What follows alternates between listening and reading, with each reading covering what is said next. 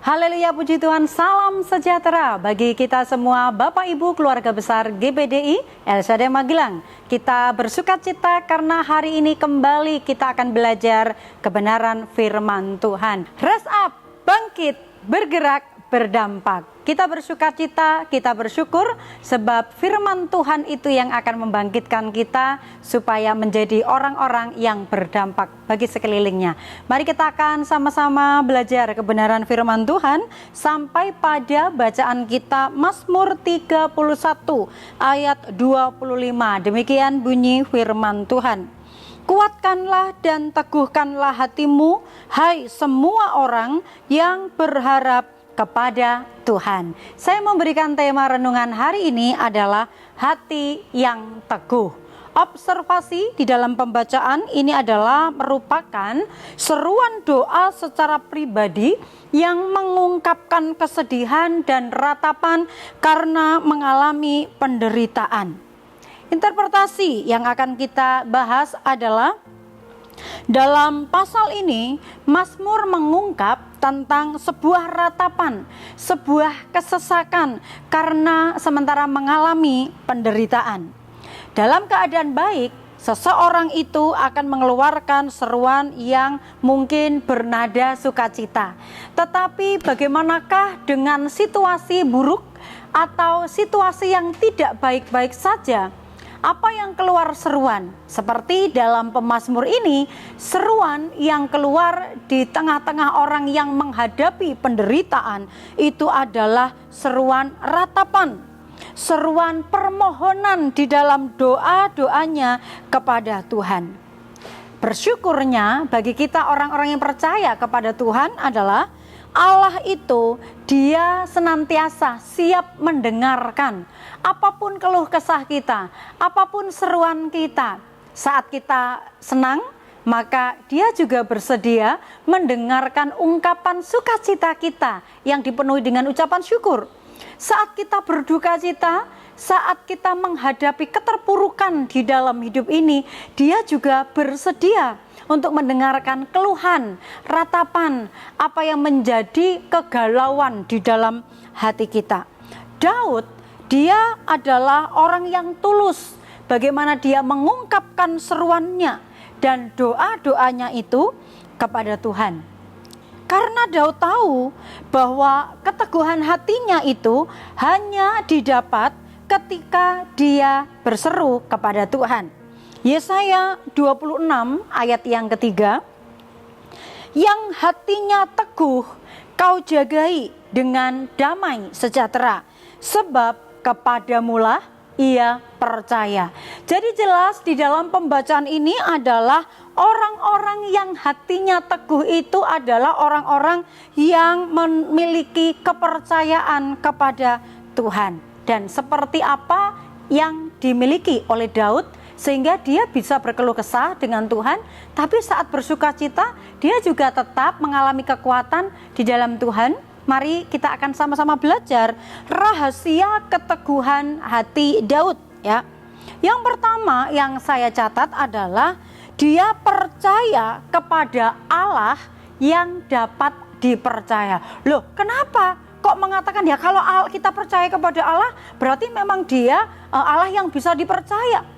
Karena ternyata bahwa orang-orang dunia, orang-orang yang tidak percaya kepada Allah, mereka itu juga punya kepercayaan kepada Allahnya mereka. Ya, Allahnya A kecil ya Bapak Ibu. Ilah-ilah dunia yang mereka percayai, tetapi sebenarnya mereka bukan Allah yang dapat dipercaya. Karena apa yang diminta mungkin bisa memberikannya, tetapi dengan persyaratan-persyaratan tertentu. Berbeda dengan Allah kita. Mengapa kita percaya kepada Allah yang dapat dipercaya? Karena Tuhan itu tidak pernah meminta imbalan. Kalau misalnya doanya ingin dijawab, harus membawa tumbal. Ya, itu hanya yang percaya kepada ilah dunia, kepada roh-roh kegelapan dunia bahkan. Ya. Di ayat yang ke-15 itu dituliskan, tetapi aku kepadamu aku percaya, ya Tuhan, aku berkata engkaulah Allahku. Yang kedua, Ya, rahasia kepercayaan daripada Daud hatinya menjadi teguh adalah percaya Allah sebagai pelepas dari tangan musuh. Itu ayat yang ke-16. Di ayat 16, masa hidupku ada dalam tanganmu. Lepaskanlah aku dari tangan musuh-musuhku dan orang-orang yang mengejar aku. Ada orang-orang yang mempunyai niat jahat. Kapan saja itu bisa terjadi, sekalipun mungkin kita berkata saya tidak punya musuh. Tetapi ada kalanya juga ada orang-orang yang tidak menyukai kita atau bahkan melihat kesuksesan kita lalu ada pemikiran untuk berniat jahat, mencelakakan kita. Tetapi kita percaya bahwa percaya kepada Allah itu sebagai Allah yang melepaskan kita dari tangan musuh, dari tangan orang-orang yang berniat jahat kepada kita. Karena kita percaya Tuhan itu sanggup melakukan segala sesuatu. Berikutnya yang ketiga adalah Daud percaya akan kasih Allah yang menyelamatkan. Itu di ayat 17. Buatlah wajahmu bercahaya atas hambamu, selamatkanlah aku oleh karena setiamu. Puji Tuhan. Mengapa kita berkata bahwa percaya kasih Allah yang menyelamatkan? Kalau tentang kehidupan kekal saja, Tuhan sanggup memberikan keselamatan kekal, kerajaan sorga.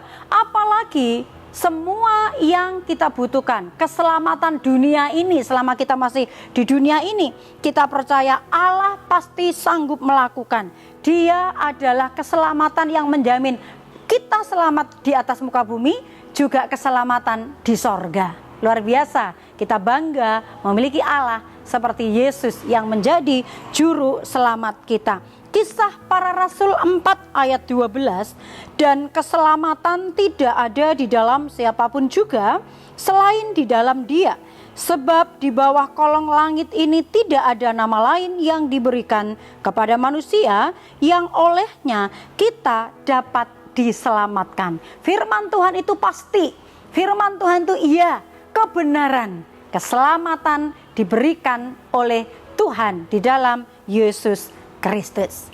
Haleluya, puji Tuhan. Selanjutnya, Daud hatinya tetap teguh karena percaya Allah sebagai penjawab doa. Kenapa dia berseru kepada Tuhan? Kenapa dia tidak berseru kepada yang lain? Dia tahu, dia percaya pengharapannya di dalam Tuhan itu tidak pernah sia-sia. Sehingga dia yakin Dia adalah Allah yang berkuasa atas kehidupannya, dan Daud meyakini Allah itu adalah sebagai penjawab doa. Itu di ayat yang ke-23.